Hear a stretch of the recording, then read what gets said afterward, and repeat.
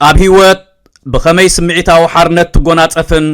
ብሰባትን ነገራትን ከይተረበሽካ ብሰላም ትነብርን ምንጭ ጽሑፍ መርበብ ሓበሬታ ስቶይስ ሳጋ ትርጉም ገብረ ሚካኤል ፍሳዬ ናይ ሓደ ሰብ ቃላት ወይ ተግባራት ናይ ሙሉ መዓልቲ ውዕሎኻ ክዕንዎ ከም ዝኽእል ሓሲብካሉ ዶ ትፈልጥ? ምናልባት ዘይእሩም ርእይቶ ዘይምግዳስ ሃንደበታዊ ዘይምስማዕ ክኸውን ይኽእል እዩ። እዚ ዘቆጥዕ ነገር እዩ ኣይኮነን ድዩ? እቲ ሓቂ እምበኣር እንሆ ባዕልኻ እንተ ዘይፈቒድካሉ ንስምዒታትካ ክቆጻጸር ዝኽእል ዋላ ሓደ የለን። ህይወት ዝሃበትካ ወይ ዝኾነ ዘጋጠመካ ነገር ብዘይገድስ ከይተረበሽካ ተረጋጊእኻ እንተቐጺልካ ውዕለኻ ሰላማውን ጽቡቕን እናተሰማዓካ ክኸውን ከም ዘለዎ ሕሰብ። ዋላ ኣብቲ ጽንኩር ኩነታት እንተኾነውን ክትርበሽ የብልካን። እዚ ባህጊ ጥራይ ዘይኮነስ ስምዒታዊ ምልከት እዩ። ኣብዚ ክፋል እዚ ብስምዒትካ ምቁጣዕ ዝከላኸሉን ኣብ ልዕሊ ስምዒታትካ ቁፅፅር ንኽህልወካ ዝሕግዙን 10 ኣስተምህሮታት ክንርኢ ኢና። እዞም ኣስተምህሮታት ንስምዒታትካ ክትሰምዕ ወይ ክትግደስ የብልካን ማለት ዘይኮኑስ ንብድሆታት ህይወት ከመይ ኣቢልካ ብጸጋን ግሉጽነትን ተቐቢልካ ክትኣልዮም ትኽእል ኣእምራዊ ሓይሊ ምህናጽ ማለት እዩ። እዚ ንኣተሓሕዛ ነቐፌታ ደረትካ ወይ ዶባትካ ምንጻር ወይ እውን ንቂምታ ምሕዳግ ክኸውን ይኽእል እዩ። ሰላምካ ንምሕላው ተግባራዊ መፍትሒ እትረኽበሉን ብርእሰ ምትእማን እትነብረሉን እዩ። ኣብ መወዳእታ ናይዚ ኣስተምህሮ ዋላ እውን ኣብቲ ዝጸንከረ ኩነታት ከይተሸገርካ ንኽትቅጽል ዘኽእለካ ስትራቴጅን ኣእምራዊ ኣቋውማን ክህልወካ እዩ። ስለዚ ነቲ ስምዒታዊ ነፃነትካ ኣሲሩ ሒዝዎ ዘሎ ምስጢር ክትሰብርን ንመንፈስካ ማንም ሰብ ዘይቆጻጸረሉ ህይወት ክትፈጥርን ድልው እንተኾይንካ ንጀምር። ምኽንያቱ ስምዒታትካ እትመልከሉ ጉዕዞ እትጅምረሉ ግዜ ሕጂ እዩ። 1 እትህቦም ግብረ መልሲ ምርጫኻ ምዃኖም ኣስተውዕል። ከምዚ ኢልካ እስክሕሰብ ኣብ ማእከል ሰላም ዝዓሰሎ መዓልቲ ኣለኻ ንበል። ምናልባት ቡን እናሰተኻ ወይ ኣብ መዘናግዒ ብህድኣት እናተጓዓዝካ ከለኻ ሓደ ሰብ ክብሪ ዘይብሉ ቃላት ወይ ኣጸያፊ ዘረባ እንተተዛሪቡካ ርግኣትካ ክሃፍፍን ብቁጥዕን ብስጭትን ክትከኣን ይኽእል እዩ። ስለምንታይ ሰላመይ ዝዘርገለይ ኢልካ ክትሓስብ ትኽእል ኢኻ። እቲ ሓቂ ግን ከምዚ እዩ። ሓላፍነት ዝወስድ ንሱ ይኮነን፣ ንስኻ ኢኻ። ስምዒታትካ ናትካ ሓላፍነታት እዮም። ናቱ ይኮኑን ናይ ካልኦት እውን ኣይኮኑን። ከመይ ከም ስምዓካ ንኻልኦት ስልጣን እንተዘይሂብካዮም ብዘይካኻ ካልእ ዝቆጻጽሮ የለን። ብኸምዚ ድማ ንርአዮ ዓለም ብድሆታት ቀሪባ ትልካላ እንተኾነ ከመይ ክትምልስ ከም ዘለካ ትውስን ንስኻ ጥራሕ ኢኻ። ሓደ ካልእ ሓድሽ ምህዞ እስከ ንርአ። ኣብ ሓደ ጽዑቕ ምንቅስቓስ ዘለዎ ከተማ ናይ ድምፂ ረብሻ ዝከላኸል መሳርሒ ኣብ እዛንካ ጌርካ ኣለኻ ንበል። ድምፂ ጥሩምባ መካይንን ዋዕዋዕታ ዝርርብን የለን ማለት ኣይኮነን። ኣቦትኡ ኣሎ እንተኾነ ናባኻ ይበጽሕን እዩ። ግብረ መልስኻ ንምቁፅጻር ድማ ብተመሳሳሊ ኣገባብ ይሰርሕ። ረብሻ ናይ ካልኦት ሰባት ንሰላምካ ክወሮ ከተፍቅድ የብልካን። ብልቦና ክትሕዞ እዩ ዘለካ። ኣብ መንጎ ደራኽን ግብረ መልስን ውስን ህሞት ኣሎ። ምርጫና እንመርጸሉ ሓይሊ እምበኣር ኣብዛ ህሞት እዚኣ እዩ ዘሎ። ዕቤትናን ሓርነትናን ድማ ኣብ ምርጫና እዩ ዝምርኮስ። ሓደ ሰብ ንስራሕካ ብዘይግቡእ እንተነቒፍዎ ብቁጥዐ ክትወቕሶ ቀሊል እዩ። ይኹን ደኣ እምበር ኣብ ክንዲ ግብረ መልሲ ምሃብ ስቕታ እንተመረጽካ ኣብዚ ስቕታ እዚ ሓይሊ ኣንጸባሪቕካ ኣለኻ ማለት እዩ። ካብ ናዕቢ ትዕግስቲ ካብ ግብረ መልሲ ድማ ብርትዐ ናይ ምምራጽ ሓይሊ። ነዚ ዘረድእ ሓደ ኣብነት እንሆ። ሓደ መሳርሕትኻ ኣብ ኣኼባ ንሓሳባትካ ውዱቕ እንተገይርዎ ኣብ ክንዲ ናይ ሕነ ግብረ መልሲ እትህብን ሙሉእ መዓልቲ ሕኒን እትብልን ግዜ ወሲድካ ዕርፍ። ብዛዕባ ኢድዮም ወይስ ብዛዕባ ናይ ባዕሎም ጸቕጢኦም ከምኡ ዝብሉ ዘለዉ ክትብል ኣለካ። ነቲ ኩነታት እንደገና ብምህንዳስ ኣብ ስምዒታትካ ክህልዎ ዝኽእል ሳዕቤን ከተምክኖ ትኽእል ኢኻ ጽባቐ ናይዚ ኣገባብ ዝምበኣር ንስምዒታትካ ምዕባስ ዘይኮነስ ስምዒታትካ ካብ ግብረ መልስኻ ዝተፈልዩ ምዃኖም ኣፍልጦ ንምሃብ እዩ ቁጥዐ ብስጭትን ጓህን ባህርያውያን እዮም እንተኾነ ካብኦም ቀፂልካ ንእትገብሮ ነገራት ብኦም ክጽሎ የብሉን እዚ ኣእምራዊ ኣቋውማ እዚ ክሳብ ክንደይ ይሰርሕ ንምፍላጥ ዝሕግዘና ሓደ ቀሊል ኣብነት እንሆ ርግእ ኢልካ ነቲ ዝውኸካ ዘሎ ነገር ኣለልዮ ደው ብምባል ነቲ ዘቆጣዓካን ዘውግሄካን ዘሎ ስምዒት ደጊምካ ድምጾ እዚ ነቲ ልምዳዊ ዝኾነ ናይ ግብረ መልሲ ዑደት ዝሰብር እዩ ሕቶታት ሕተት ስለምንታይ ኢኹም ክስማዓካ ዝኽእል ኣነጽሮ በቲ ዘጋጠመ ነገር ዲ ወይስ ጌጋ መረዳእታ ስለ ዘሎ ኢልካ ሕተት እትህቦ መልሲ ምረጽ በቲ ሽዑ ዝተፈጥረ ውዑይ ኩነታት ተደሪኽካ ዘይኮነ ክብርታትካን ናይ ነዊሕ ግዜ ሰላምካን መሰረት ብምግባር ከመይ ክትምልስ ከም ዘለካ ወስን ብተግባራት ካልኦት ከይተረበሽካ ሙሉእ ህይወትካ ብሓርነት ክትንቀሳቀስ ከም ዘለካ ሕሰብ ንግብረ መልስኻ እንተተቆጻጺርካዮ እቲ ስነ ምግባር ዝጎደሎ ሰብ እቲ ዓሻ ኣዘራርባ እቲ ተሰማዓካ ባህ ዘይብል ስምዒት ኩሎም ኣባኻ ዝነበሮም ጸቕጢ ክፎኩስ ክጅምር እዩ ኣብ ነፍሲ ወከፍ ህሞት ኣማራጽታት ኣለካ ካልኦት ንስምዒታትካ ክዝውሮ ክትፈቅድ ትኽእል ኢኻ ወይ ድማ ሓይልኻ ከተርእን ሰላምካ ክትከላኸልን ትኽእል ኢኻ ኣብ ዝቕጽል ህይወትካ ዝኾነ ሰብ ነገር ክደሌካ ይኽእል እዩ ኣስተውዕል እቲ ንዓኻ ዝገልጽ ግብረ መልስኻ ደኣ እምበር እቲ ናቶም ባህርያት ኣይኮነን ትዕግስቲ ብምምራጽካ ድማ ስምዒታዊ ቁፅጽር ጥራይ ዘይኮነስ ሓቀኛ ሓርነት ኢኻ ትኸስብ ዘለኻ ክልተ ሰባት ከምቲ ናትካ ባህርያት ክህልዎም ትጽቢት ኣይሃለኻ ምኽንያቱ ኣድላይ ኮይኑ ኣብ ዝረኸብካዮ ግዜ ክርከቡ ዝኽእሉ ይኮኑን ሽዑ ጓህ ክመልኣካን ስለምንታዮም ዘይግደሱ ብኸምኡ ክሪኦም ኣይነበረንን ክትብልን ኢኻ እቲ መሪር ሓቂ እምበኣር ከምዚ እዩ ሰባት ብናትካ ክብርታት ወይ መዐቀኒታት ኣይሰርሑን እዮም ኣብ ናይ ገዛእ ርእሶም እዮም ዝምርኮሱ ካልኦት ከምቲ ንስኻ እትሓስቦ ክሓስቡ ከምቲ እትኾኖ ክኾኑን ከምቲ እትምልሶ ክምልሱን ምጽባይ ማለት ንኹነታት ኣየር ክትቆጻጸር ምፍታን ማለት እዩ እዚ ድማ ፍጹም ዝሕሰብ ኣይኮነን ናብ ተስፋ ምቁራጽ ጥራይ ዝመርሕ ነፍሲ ወከፍ ሰብ ብእምነቱ ተመክሮኡን ቀዳምነታቱን ተማእዚኑ ኣብ ናይ ገዛእ ርእሱ ጎደና ይጓዓዛሎ ኢልካ ሕሰብ ሓደ ሰብ ንዓኻ ደስ ዘየብል ገለ ነገር እንተፈጺሙ ንዕኡ ዝገልጽ ነጸብራቕ እምበር ንዓኻ ዝገልጽ ኣይኮነን ንባህርያቶም ክትልውጦ ወይ ክትቆጻጸሮ ምፍታን ኣብ መወዳእታ ሓይሊ ከም ዘይብልካ ኮይኑ ከም ዝስማዓካ ዝገብር እዩ ኣብ ክንዲ ካልኦት ከመይ ክኾን ኣለዎም ኢልካ እትግደስ ከም ዘለዎ ክትቅበሎም ከም ዘለካ ፈትን ሓደ ብቐጻሊ ኣብ ኣኼባ ዝርብሸካ መሳርሕትካ ኣሎ ንበል ተስፋ ቆሪጽካ ምስኡብ ክንዲ ምምልላስ ወይ እውን ከተረድኦ ካብ ምፍታን ነቲ ክቕየር ይኽእል እዩ ዝብል ኣተሓሳስባ ብምግዳፍ ባህርያቱ ንዓኻ ዘይምልከተካ ምዃኑ ኣፍልጦ ሃቦ ከምዚ ብምግባርካ ድማ ገዛእ ርእስኻ ካብ ዘየድሊ ስምዒታዊ ነውፂ ነፃ ትገብራ ኣለኻ ማለት እዩ ነዚ ሓሳብ ዝገልጽ ሓደ ለባም ኣባሃህላ ኣሎ ንሱ ድማ ትጽቢታት ምንጭ ኩሉ ስቅያት እዮም ዝብል እዩ ካልኦት ከምቲ እትደልዮ ንክኾኑ ትሑት ትጽቢት እንተለካ ሰላምካ ናይ ምሕላው ዝያዳ ሓይሊ ኣለካ እዚ ስዕብ ተግባራዊ ልምምድ ነዞም ትጽቢታት ከመይ ኣቢልና ከነሓድጎም ከም ንኽእል ዝሕግዘና ኣገባብ እዩ ንትጽቢታትካ ኣፍልጦ ሃቦም ሓደ ሰብ እንተቆጢዕካ ካብዚ ስዕብ እንታይ የጽበ ነይረ ብምባል ገዛእ ርእስኻ ሕተት ነቲ ትጽቢት በድሃዮ ሓደ ሰብ ንነገራት ልክዕ ከምቲ ናትካ ገይሩ ክፍጽሞም ትጽቢት ምግባር ሓቅነት ኣለዎ ድየብሉን ዝብል ምዘን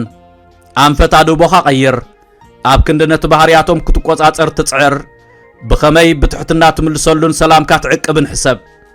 እዚ ኣእምራዊ ኣቃውማ እዚ ክሳብ ክንደይ ሓርነትካ ዘጓናጽፈካ ምዃኑ ዘክር እቲ ስነ ምግባር ዝጎደሎ ቃላት ዝዛረብ ሰብ እቲ ርሱዕ ዓርኪ እቲ ዘይግደስ መሳርሕቲ እንተዘይፈቒድካሎም ኩሎም ንስምዒታትካ ክዘርጉ ሓይሊ የብሎምን ካልኦት ብናትካ መዐቀኒ ክኸድለዎም ዝብል ኣረኣያ እንተሓዲግካዮ ንስምዒታትካ ክትቆጻጸሮ ክኢልካ ኣለኻ ማለት እዩ ኣብ መወዳእታ ሰባት ገዛእ ርእሶም ዝኾኑ እምበር ንስኻ ከም ትደልዮ ዝኾኑ ይኮኑን ነዚ ሓቂ ዝምቕባል ድማ ንሕማቕ ባህርያት ምቕባል ወይ እውን ንኽብርታትካ ምግዳፍ ማለት ዘይኮነስ ነቲ ክቡር ሰላምካ ንሓደ ክትቆፃፀሮ ዘይትኽእል ነገር መስዋዕቲ ክትገብሮ ከም ዘይብልካ ኣፍልጦ መሃብ ማለት እዩ። ኣብ ዝቕፅል ግዜ ዝኾነ ሰብ እንተቆጢዕካ ወይ እንተጉሂካ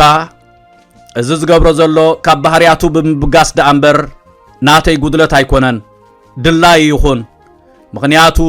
ግብረ መልሰይ ክመርፅ ይኽእል እየ ብምባል ገዛእ ርእስኻ ዘኻኽራ ነዞም ከምዚኦም ዝበሉ ትፅቢታት ካብ ኣእምሮኻ ብምውፃእ ሓርነት ከኣውጅ እዚ ድማ ብናይ ካልኦት ተግባራት ዘይኮነስ ካብቲ ፀንሓካ ስምዒታዊ ፅዕነት ሓራ ምዃን ማለት እዩ። 3 ኩሉ ግዜ ቁኑዕ ክትከውን ምድላይ ኣወግድ ክትዕ ዝገበርካሉ ናይ መወዳእታ ግዜ እስከዘክር ምናልባት ብዛዕባ ኣየናይ መንገዲ ይሰልጥ ዝብል ዘይጠቅም ነገራት ወይ እውን ብዛዕባ ምስ ቀረባ ዓርኪ ወይ መሻርክቲ ዘጋጥም ዘይምስማዕ ዝምልከት ዕምቆት ዘለዎ ጉዳይ ክኸውን ይኽእል እዩ። እቲ ክትዕ ምስ ረሰነ ሓሳብካ ቁኑዕ ምዃኑ ንምእማን ሓያል ስምዒት ዶ ነይሩካ? ኩልና ነቲ ሓቂ ዝበልናዮ ሓሳብ መስመር ህይወት ንሱ ጥራይ ከም ዝኾነ ንምእማን ነኺስና ተኻቲዕና ኢና። እንተኾነ እቲ ሓቂ ከምዚ እዩ።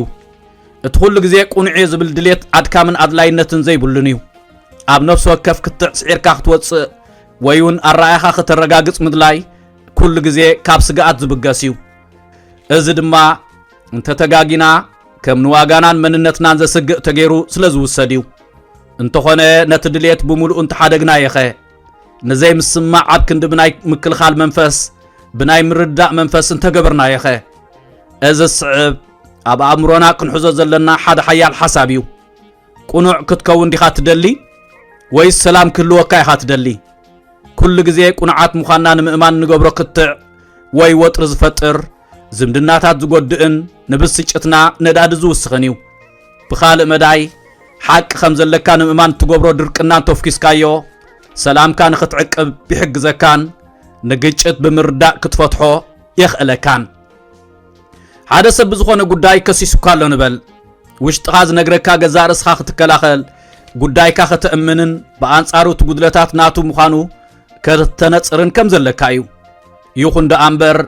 ደው ኢልካ ብምሕሳብ ንነብስኻ ከምዚ ኢልካ እንተሓተትካ ያኸ ጌጋ ከም ዘሎ ንምርዳእ ፀዓተይ ምኽሳር የድልየኒ ድዩ? እዚ ክትዕ እዚ ኣብ ህይወተይ ዝኾነ ኣገዳሲ ነገር ክቕይር ይኽእል ድዩ? ኣብ መወዳእቱ እዋናት እቲ መልሲ ኣይፋል ዝብል እዩ ዝኸውን። ሓደ ኣብነት እስከ ንርአ። ሓደ ዓርክኻ ንሽግራትካ ዘለዎ ኣተሓሕዛ ካብ ናትካ ዝበልፅ ምዃኑ ከእምነካ እንተፈቲኑ ኣብ ክንዲ ናብቲ ክትዕ እተኣቱ ካበይ ከም ዝመጻእካ እርዳእኒ እዩ ንኣረኣያኻ ድማ ኣኽብሮ እየ ክትብሎ ትኽእል ኢኻ። ከብዚ ብምግባር ወጥሪ ከተፋኹስ ጥራይ ዘይኮነስ ሰላምካ ክትዕቅብን ዘይተደልየ ግጭት ከተወግድ እውን ትኽእል ኢኻ። ፈላስፋ ናይቲ ኣብ ቻይና ዝርከብ እምነት ታኦ ዝኾነ ላኦዚ እቲ ኣብ ኣረኣዩ ደሪቑ ዝተርፍ ሰብ ክዓቢ ኣይክእልን ይብል። ቁኑዕ ዝብል ኣተሓሳስባ ምውጋድ ማለት መትከላትካ ምግዳፍ ወይ ድምፅኻ ዘይምስማዕ ማለት ዘይኮነስ ነፍሲ ወከፍ ዘይምስማዕ ንዓኻ ሰማማዕ መልሲ ዘድልዮ ዘይምዃኑ ምቕባል ማለት እዩ። ብሓፂሩ መዓስ ኢድካ ተእቱ መዓስ ትስሕብ ምምራፅ ማለት እዩ። ነዚ ኣእምራዊ ኣቋውማ ንምልማድ ከመይ ጌርና ከም እንጅምሮ ድማ ኣብነት እንሆ። ቅድሚ መልሲ ምሃብካ ረጊእኻ ሕሰብ። ክትካተ ዓድላይ ኮይኑ ኣብ ዝተሰማዓካ ግዜ ኣዕሚቕካ ብምሕሳብ ምስቲ ኣብዚ ጉዳይ እተህልኾ ፀዓት ዝመጣጠን ዋጋ ኣለዎ ድየብሉን ምዘን። ክትርዳእ ፀዓር ኣብ ክንዲ ክትዕወት ጥራይ ትሓስብ ናይቲ ሓደ ወገን ኣተሓሳስባ ንምርዳእ ሕቶታት ሕተት። እዚ ኣገባብ እዚ ኩሉ ግዜ ግርጭት ዘጉድል እዩ። ግጥማትካ ምረፆም። ፀዓትካ ኣብቶም ብሓቂ ዘገድሱኻ ምስ ክብርታትካ ዝሰማምዑ ወይ ርኡይ ውፅኢት ከምፅኡ ዝኽእሉ ክትዓት ክትጥቀመሉ ምእንቲ ዓቅቦ። ድሕሪ ግዜ ነቲ ኩሉ ግዜ ቁኑዕ ዝብል ኣረኣያ ምውጋድካ መወዳእታ ዘይብሉ ሓርነት ከም ፃልካ ከም ዝኽእል ክትዕዘብ ክትጅምር ኢኻ። ከመይ ከም ዝፈኹሰካን ከም ዝተረጋግኣካን ክስማዓካ ክጅምር እዩ። ንነፍሲ ወከፍ ዝርብ ክትቆፃፀሮ ወይ ነጥቢ ብነጥቢ ከተእምን ምድላይ ተወጊድካዮ እቲ ክትዕ ኣብ ስምዒታትካ ዘለዎ ምትእሳር እናፈኾሰ እዩ ዝመፅእ። እዚ ድማ ካብ ኩርዓት ንላዕሊ ሰላም ስለ ዝመረፅካ ዝመፀ እዩ። ኣስተውዕል። ክብርታትካ ምስ ክትዓት ምስዓር ወይ ዓቕሚ ከም ዘለካ ምእማን ዝተሓሓዝ ኣይኮነን። ምስ ገዛእ ርእስኻ ከመይ ተመሓድር ፀዓትካ ከመይ ትከላኸልን ውሽጣዊ ሰላምካ ከመይ ትዕቅብን ዝብሉ ዝተተሓሓዘ እዩ ንቐጻሊ ክትካታዒልካ ኣብ ትሓስበሉ ግዜ ደው ኢልካ ብምሕሳብ ሕጉስ ክገብረኒ ዝኽእል ቁኑዕ ምዃን ዘይኮነስ ህዱእ ምዃን እዩ ብምባል ገዛ ርእስኻ ዘኻኽራ ኣብዚ ህሞት እዚ ኢኻ እምበኣር ነቲ ሓቀኛ ሓይሊ ናይ ሕድገት እተስተማቕሮ 4 ናይ ካልኦት ሰባት ቃላት ንኽብርኻ ክገልጽዎ ይተፍቅድ ብዛዕባ ሓደ ዝምስጠካ ርእስቲ ብስምዒት ንሰባት ሓሳብካ እናካፈልካ ከለኻ ሓደን ሓሳባትካ ብምንኣስ ኣብ መንጎ ስለ ዘቋረፀካ ብሃንደበት ነቲ ዝነበረካ ርእሰ ምትእምማን ሃፊፉ ንበል ስለምንታይ ከምኡ ክኸውን ክኢሉ እቲ ምኽንያት ንነብስና በቲ ካልኦት ሰባት ዝገልጹና ቃላት ክንሪኣ ስለ ንፈቅድ እዩ እቲ ሓቂ እንሆ ዋጋኻ ብናይ ካልኦት ሰባት ርእይቶ ዝልክዕ ኣይኮነን ምስ ሓሳባቶም ነቐፌቶኦም ወይ ፍርድታቶም ዝተሓሓዝ ኣይኮነን ነብስኻ ንምግምጋም ኣብ ካልኦት ትምርኮስ እንተኾይንካ ስምዒታትካ ንኽቆጻጸሩ ስልጣን ሂብካዮም ኣለኻ ማለት እዩ ሓቀኛ ስምዒታዊ ሓርነት እምበኣር እዚ ስልጣን እዚ ክትመልሶ እንተኽኢልካ ጥራዩ ክረጋገጽ ዝኽእል ካልእ ኣብነት ድማ ንርአ ሓደ መሳርሕትኻ ንስራሕካ ብሃናፃ ኣገባብ ዘይኮነስ ብኣዕናዊ ወይ ውልቃዊ መጥቃዕቲ ነቒፍዎ ንበል ብውሽጥኻ ገዛ ርእስኻ ናይ ምክልኻል ስምዒት ወይ ኣዝኻ ናይ ምድሃል ስምዒት ከተንጸባርቕ ኢኻ እንተኾነ ኣብ ክንዲ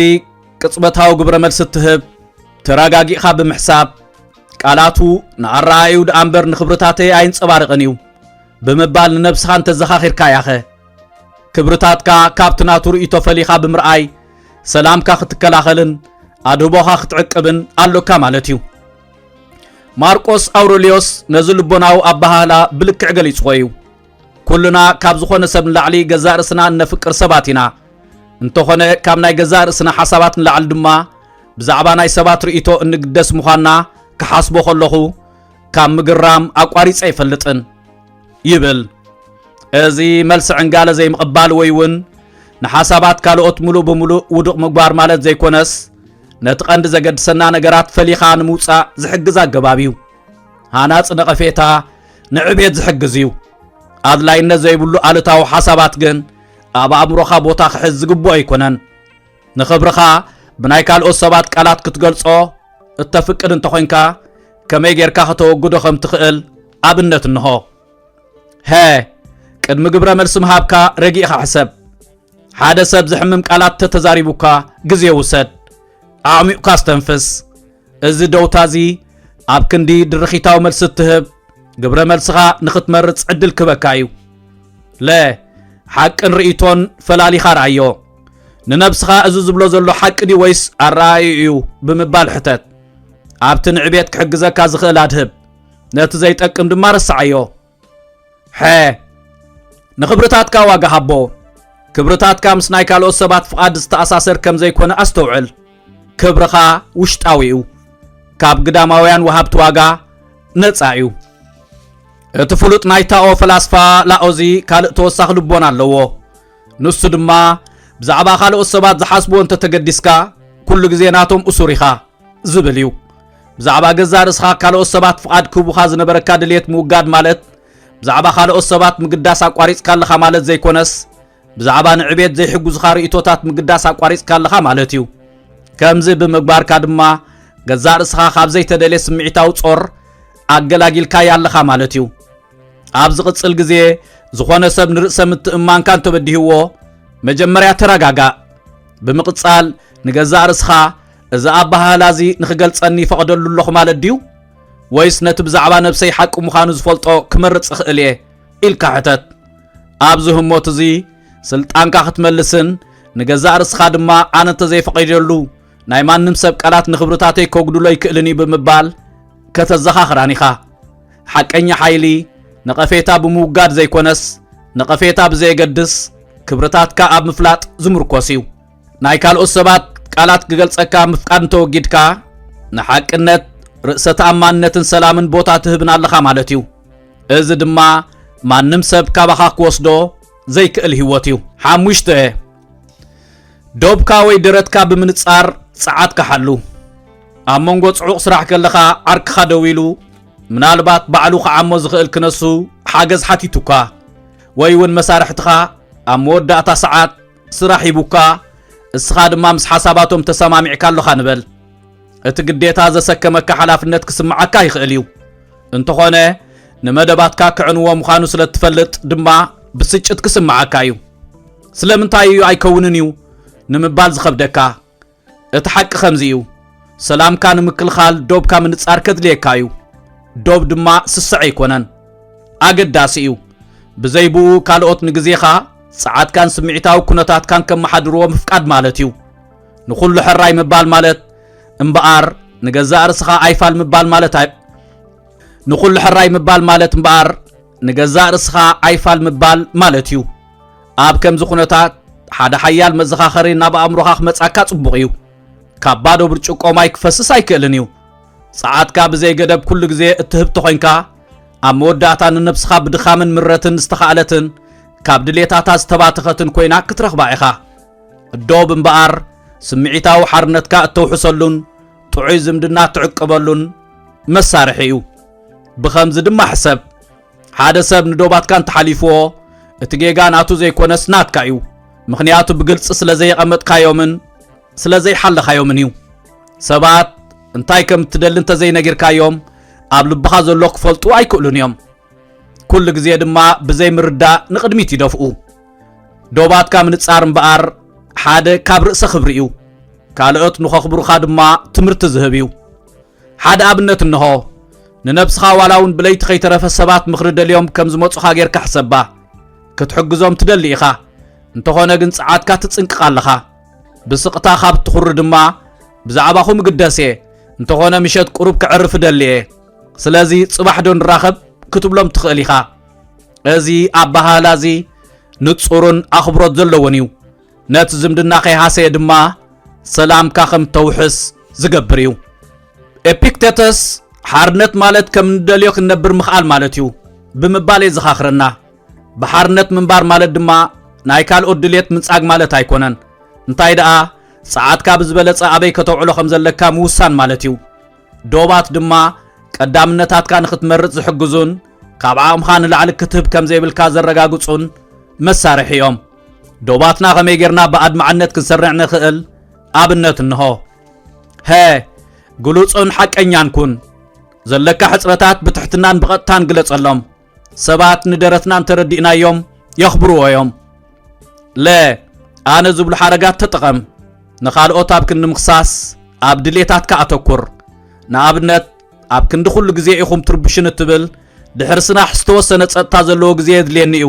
ክትብል ትኽእል ኢኻ ዶባትካ ኣጽኒዕካ ሓዞም ሓንሳብ ዶባትካ ምስ ወሰንካ ሓልዎም ጽንዓት ንኻልኦት ሰባት ዶባትካ ኣብ ምክልኻል ዕቱብ ምዃንካ እተርእየሉ ኣገባብ እዩ ላኦዚ ነዚ ዝምልከት ተወሳኺ ኣረኣያ ኣቕሪብልና እዩ እቲ መዓስ ከቋርጽ ከም ዘለዎ ዝፈልጥ ሽግራ የጋጥሞን እዩ ይብል እዚ ልቦናዊ ኣባሃላ እዚ ዶባትካ ምፍላጥን ኣጽኒዕካ መሓዝን ካብ ዘይተደልየ ጸዓትን ቁጥዕን ክከላኸለልና ከም ዝኽእል ዘዘኻኽረና እዩ ይኹን ደኣ እምበር ዶባት ሰባት ንኸይቀርቡኻ እትከላኸለሎም መናድቕ ዘይኮኑስ ዝጠዓየን ሚዛኑ ዝሓለወን ዝምድና ኣብ ምፍጣር ከም ድንድል ኮይኖም ዘገልግሉ እዮም ኣብ መጻኢ ህይወትካ ነብስኻ ትውጻዕ ከም ዘላ እንተተሰሚዑካ ወይ ሰባት ክጥቆሙልካ ከም ቅቡል ተወሲዶሞ ደው ኢልካ ሕሰብ ድሌታተይ እንታይ ምዃኑ ኣረድእ እዮም ዴ ዶባተይ ከበዕለይ ኣኽብሮም ኣለኹ ዴ ብምባል ንነብስኻ ሕተት ዶባትካ ምንጻር ገዛእ ርስኻ ካብ ዘይተደልየ ግዴታታት ነጻ ክትገብራን ጸዓትካ ኣብቲ ብልክዕ ዘገድሰካ ነገራት ከተውዕሎን ዘኽእለካ እዩ ኣስተውዕል ናይ ነፍሲ ወከፍ ስምዒታት ከተተኣናግድ ወይ ሽግራቶም ክትፈትሕ ሓላፍነት የብልካን እቲ ቀዳማይ ሓላፍነትካ ገዛእ ርስኻ ሰላምካ ግዜኻን ኩነታት ስምዒታትካን እዩ ስለዚ ጸዓትካ ሓሉ ዶባትካ ነጽር ህይወት ድማ ክሳብ ክንደይ ቀላልን ኣብ ቁፅፅርካ ምዃናን ከተስተውዕል ኢኻ ንነብስኻ ቀዳምነት እንተሂብካያ ንዓለም እቲ ሓቀኛ መንነትካ ተበርክተላ ኣለኻ ማለት እዩ ዝኸበርኩም ተኸታተልቲ ሞዛይክ ባህሊ ኣብ ዝቕጽል ካልኣይ ናይ መወዳእታን ክፋል ካብ 6 ክሳብ 10 ነጥብታት ተዘርዚሮም ዘለዉ ትሕዝቶታት ሒዘ ክምለሰኩም እየ ክሳዕ ሽዑ በብ ዘለናዮ ሰላምን ጥዕናን بسرات نفكرت نباب መጻሕፍቲ ኤርትራውያን ኣወጻ ሃገር ኣበይ ክንረክብ ንኽእል ኢልኩም እትሽገሩ ሰባት ውሕዳት ኣይኮንኩምን ነዚ ፍታሕ ንምንዳይ ብዝተኻለ መጠን ኣብ ውሽጢ ሃገርና ወጻእን ዝሕተሙ መጻሕፍቲ ናብ ኣንበብቲ ንምቕራብ ንዝሓለፈ 8 ዓመታት ከይተሓለሉ ካብ ዝሰርሑ ትካላት ብቐዳምነት ዝስራዕ ሰማያት ምሕታምን ምክፋልን መጻሕፍቲ ኤርትራውያን እዮም ኣብ መርበብ ሓበሬታ ሰማያት.com ናብ ኣሜሪካ ካናዳን ሃገራት ኤውሮጳን ዝለኣኹ ልዕሊ 450 ዓይነት መጻሕፍቲ ብኣሽሓት ቅድሓት ይርከቦም ሰማያት መሸጣ መጻሕፍቲ መበቆላውያን መጻሕፍቲ ብናይ ትርጉም መጻሕፍቲ ተዋሒጦም ከይተርፉ ዘይተኣደነ ጻዕሪ የካይድ መርኣያ ናይ ዝኸኣ ታሪኽ ህይወት ሓርበኛ ቦና ወልደ ኣብ ወልደ ማርያም ትኩ ይሕደጎ ኪዳነ ክፍሉ ዓብደል ቃድር ከቢረ ሼኽ ኢብራሂም ሱልጣን ዶክተር ፍጹም ገብረ ስላሴ ጠበቃ ጸጋይ ኢያሱ አዝማች በርሀ ገብረ ኺዳን ብላታ ካሕሳይ ማሉ ጀነራል አማን ዓንዶም ብርሃና ብጸልማት ወዘተ ዝኣመሰሉ ልዕሊ 35 መበቆላውያን መጻሕፍቲ ሕቲሙ ኣብ ምክፍፋል ይርከባሎም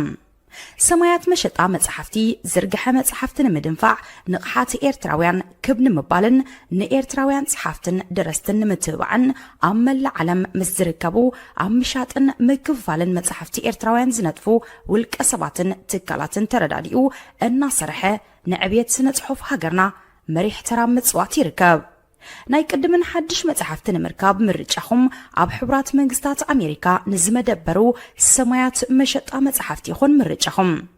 ዘዳለኹም መበቆላው ጽሑፋት ብመልክዕ መጽሓፍ ናብ ኣንበብትን ምቕራብ ሰማያት ምሕታምን ምክፋልን መጻሕፍትኹም ብዝደለኹም ዓይነት ወረቐትን ገበርን ብርትዓዋ ጋሕቲሙ ከረክበኩም ይኽእል መኣስ ዝጥራሕ ጽሑፍኩም ክኢላ ቋንቋ ክሓልፎ ሓገዝ ኣርትዖትን ንድፊ ገበርን ዝሰርሑልኩም ክኢላታት ኣብ ምርኻቡን ሓገዝ ክንገብር ንኽእል ብጽሑና ብስራሕና ክትዓግቡ ኢኹም